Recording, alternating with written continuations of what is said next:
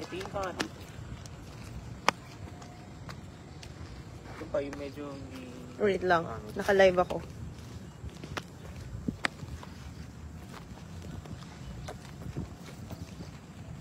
Yung ano na lang nila to. Anong tawag doon? Ipipison? Ay no, ang ganda oh. Lulululululululo. Naka-live kayo. Ayan. So, sa mga kababayan po natin na naghihintay na update patungkol po sa ating sports complex. Ito na po yung ating Taytay Sports Complex dito po sa may Barangay Muzon. Ayan, ang ganda-ganda na po niya. Dati, nung panahon nung huling punta ko dito, ito pa lang yung gawa. Ito. Yung oval pa lang, track oval. Ngayon, meron ng, yan, meron na pong, ano, synthetic grass. Makapal ang grass dito, oh. Ayan, oh. Makapal ang grass. Ang ganda. Pwede nang paglaruan ng football field. Ayan. So, malapit-lapit na. Ito, yung bleachers natin. Alam ko, yung bakal na lang para sa... Ano ba yun? Pinaka-roof na lang yung kailangan. Ayan, konting kembot na lang. So, shout out po kay Michael De La Rosa. Hello. So, nandito po tayo lahat sa Taytay Sports Complex. Shout out po kay NM Naval. Ayan. So, magandang hapon po sa inyong lahat. So, kasama ko tong dalawang, anong tawag dito? Sex bomb girl. Pang hep-hep hooray. Ay, si Cams tsaka si Jelay. So, excited na silang tumakbo dahil yayain ko yung mga staff ko pag umaga, makapag-jogging na dito. Excited na ako kasi wala mapag-joggingan sa amin eh. Nakakatamad sa treadmill. Gusto ko yung talagang actual na takbo. Ayan. Dito po yan sa may Barangay Muzon. Malapit po sa dating Baytown. Ito po yung project na hiningi po natin sa ating former president, PRRD. Na tinulungan po tayo ni Senator Bongo. Ito, papakita po natin yung ating surroundings. Alam nyo, laki ng lugar natin dito sa may Baytown Taytay Sports Complex dahil marami pa tayong pwedeng establishments pwede ilagay dito. Hindi lang sports complex. Sa site development, maraming mga pwede ilagay kagaya ng hospital, ng school. Yun po yung plano natin dito dahil sa bayan ng Taytay marami pa tayong lupa para paglagyan ng serbisyo sa ating mga kababayan. Ayan. So, shout out po kay Ka Jonathan. Magandang hapon po sa lahat po ng mga nanonood nating mga kababayan. So, nandito po tayo sa update po sa Taytay Sports Complex. Natuwa ako dahil meron na pala tayong football field dito. Ayan, may synthetic grass na po. Ayan. Makapal yung nilagay nilang grass dito, ha? Para talagang yung mga professional player talagang may inspire na gumamit, maglaro. Ayan po yung update sa ating pong Taytay Sports Complex. Ayan, dito po yung ating bleachers. Hinihintay na lang po natin yung pinaka-roof, yung konting bakal dyan. At the same time, for this year po ay paglalagyan pa ng ating auditorium yan. Ewan ko, somewhere here, dito po, magkakaroon pa ng additional auditorium. Kaya excited na po ang mga atleta natin. Kahit ako hindi ako athlete, excited akong tumakbo dito. Yan, meron na tayong track oval. Ayan. O yung mga Zumba ladies natin ay pwede na ring mag-aero. Ay, meron pang ano dito. O, ingat kayo, meron dito. Mapatid kayo, muntik na mapatid. Ayan, so magandang hapon po sa inyong lahat. Andito lang po ako sa sports complex. Excited ako ipakita po sa inyo ang ating update kung ano nang itsura niya. Baka akala nung iba ay walang nangyayari. Ito na po, meron na pong makapal na synthetic grass. Parang may buhangin sa ilalim, ano? Ganun pala yun.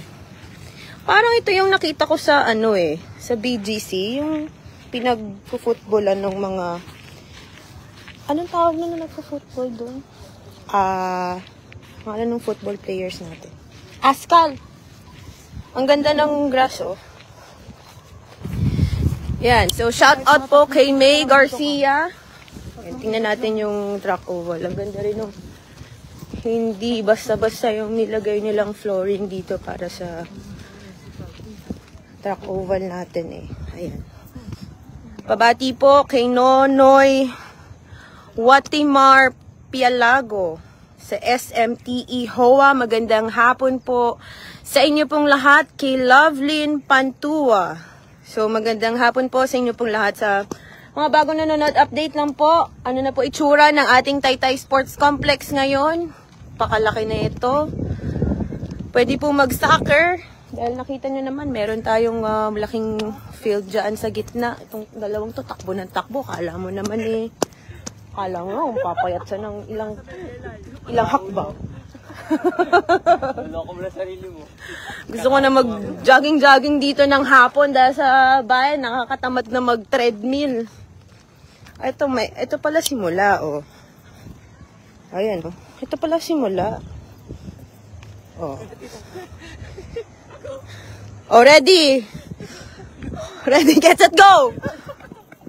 Mali, dapat dito ka. Cams, dun ka. Anak mo may edad? Oh.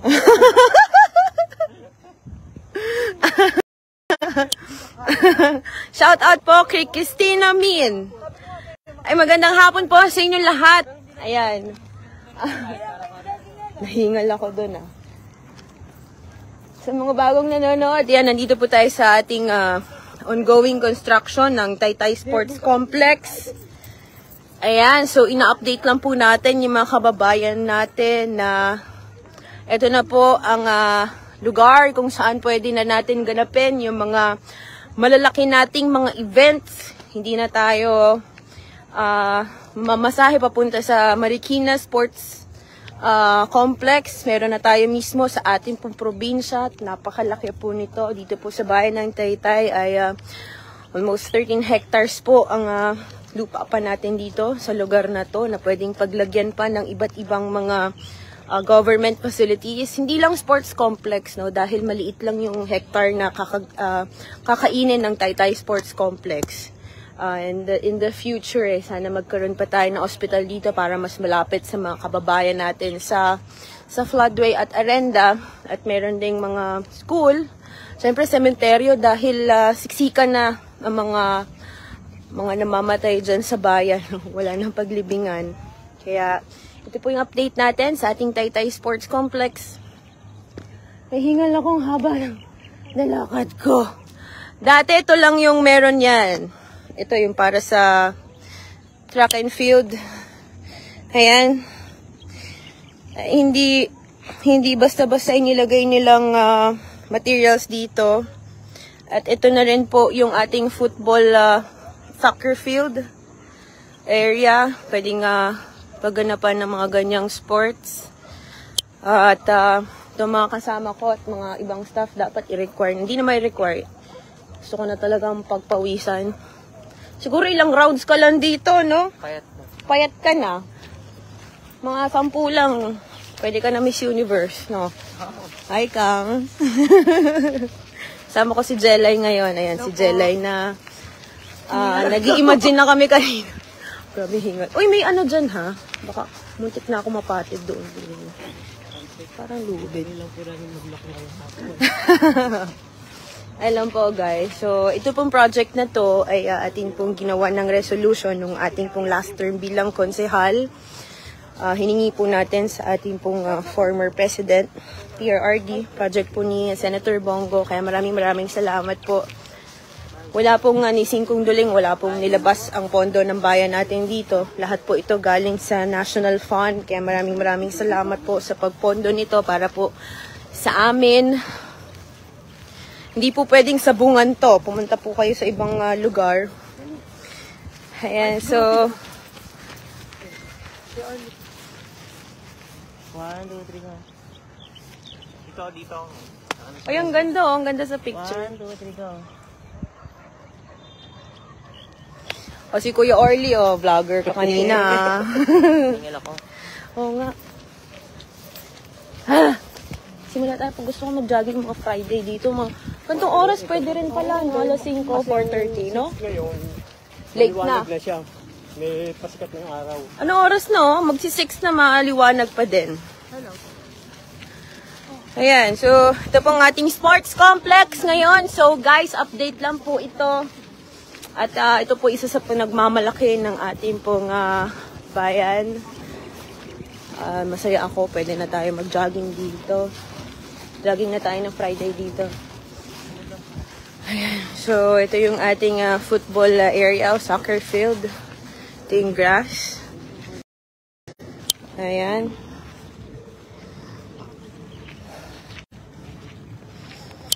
At susunod ng area ng tennis courts, swimming pool, basketball.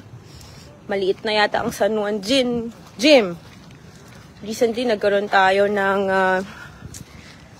game kasama yung mga celebrity. Konti lang ang nakapanood. Kailangan na natin na mas malaking area para doon. Kaya excited na lahat ng mga athletes po natin na karon tayo, maitayo na yung ating area para sa basketball.